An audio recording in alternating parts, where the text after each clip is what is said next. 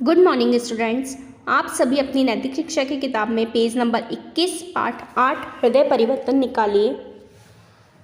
महात्मा बुद्ध के समय में अंगुलीमाल नामक एक क्रूर और भयंकर डाकू था। उसने प्रतिज्ञा की थी कि वह 1000 मनुष्य की हत्या करेगा। जब भी किसी मनुष्य का वध करता, उसकी एक अंगुली काटकर अपनी माला में पिरो लेता। इस माला को वह हर समय अपने गले में पहनते रहता था। महात्मा बुद्ध के समय की बात है। एक राक्षस था अंगुली नाम। उसने प्रतिज्ञा कर रखी थी कि वह 1000 लोगों की हत्या करेगा। वह जब भी किसी की हत्या करता, उसकी एक उंगली काटता और अपनी माला में पिरो लेता था। कौशल और श्रावस्ती में उस डाकू का बहुत उत्पात था। महात्मा बुद्ध उसके उत्पात का अंत करके वातावरण को शांत बनाना चाहते थे। वे अपने कुछ शिष्यों को साथ लेकर जंगल की ओर चल दिए। अचानक उन्हें किसी की कठोर आवाज़ सुनाई दी। ठहरो। महात्मा बुद्ध ने रुककर पीछे मुड़कर देखा तो जंगल की झाड़ियों को चीरता हुआ एक विकराल डाकू उनके सामने आ खड़ा हुआ। कौशल और श्रावस्ती में उस डाकू ने उत्पात मचा रखा था और महात्मा बुद्ध उसके उत्पात को अंत करना चाहते थे और वातावरण को शांत बनाना चाहते थे। इसके लिए वे अपने शिष्यों को लेकर जंगल की ओर जाते हैं तो उन्हें एक आवाज़ सुनाई दे, ठहरो। तो और झाड़ियों को चीरता हुआ एक व्यक्ति, विकराल डाकू, उनके सामने आकर खड़ा हो जाता है। उसका ऊंचा कद, विकराल चेहरा, लाल आंखें और हाथ में तेज कटार थी। वह मनुष्य नहीं, दैत्य दिखाई देता था। उसके गले में पड़ी अंगुलियों की माला से महात्मा बुद्ध सहज ही समझ गए थे कि यह अंगुलीमाल डाकू है। वह ऊंचे कद का था, उसकी आंखें लाल थी, भयानक चेहरा था और हाथ में एक तेज कटार थी। वह मनुष्य जैसा नहीं दिखाई देता था, वह दानव जैसा, राक्षस जैसा दिखाई देता था। उसके गले में पड़ी जो अंगुलियों की माला थी, उसको देखकर महात्मा बुद्ध समझ गए थे कि यही एक अंगुलीमाल है। बुद्ध ने उस पर अपनी शांत दृष्टि डाली। उसकी दृष्टि में भय के स्थान पर स्नेह था। उन्होंने उससे प्रेमपूर्वक कहा, मैं ठहर गया, भला तुम कब ठहरोगे। बुद्ध ने उन्हें शांति से देखा। उनकी दृष्टि में भय, डर की जगह प्यार दिखाई दे रहा था। उन्होंने उससे प्रेमपूर्वक कहा, मैं तो ठहर गया, लेकिन तुम कब रुकोगे। अंगुलीमाल उन्हें अपने समक्ष शांत भाव से खड़े देखकर चकित रह गया। आज तक कोई ऐसा व्यक्ति नहीं मिला था जो उससे आंखें मिलाकर बात कर सके। अंगुलीमाल उनको देखकर आश्चर्यचकित हो जाता है, क्योंकि उसके सामने आज तक कोई ऐसा व्यक्ति नहीं था जो उसकी आंखों में आंखें डालकर बोल सके और उसके सामने खड़ा हो सके।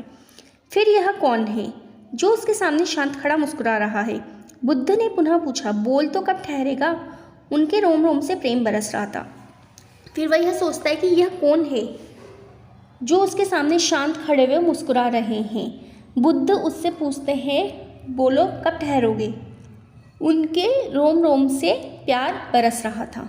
वह उससे प्यार से बात कर रहे थे। बुद्ध के इन शब्दों का अंगुलीमाल पर जादू सा असर हुआ।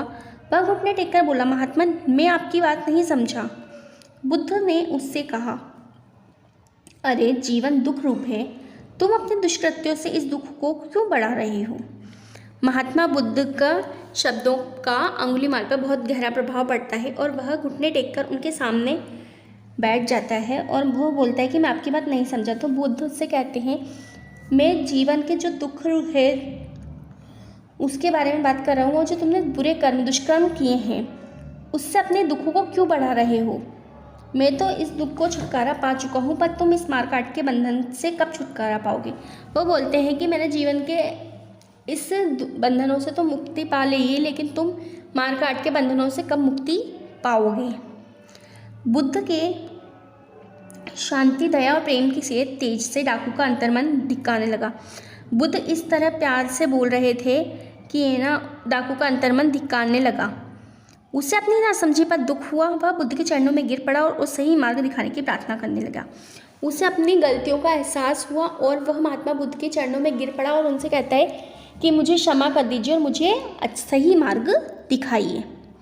बुद्ध ने उसे प्रेम का उपदेश दिया और अपने शिष्य बना लिया। बुद्ध ने उसे प्रेम से उपदेश दिया और अपना शिष्य भी बना लिया। बुद्ध के निर्मल हृदय ने विकराल डाकू के कठोर हृदय को जीत लिया। बुद्ध के निर्मल हृदय ने डाकू के कठोर हृदय को भी जीत लिया। उसने लूटपाट और हत्या का त्याग कर दिया।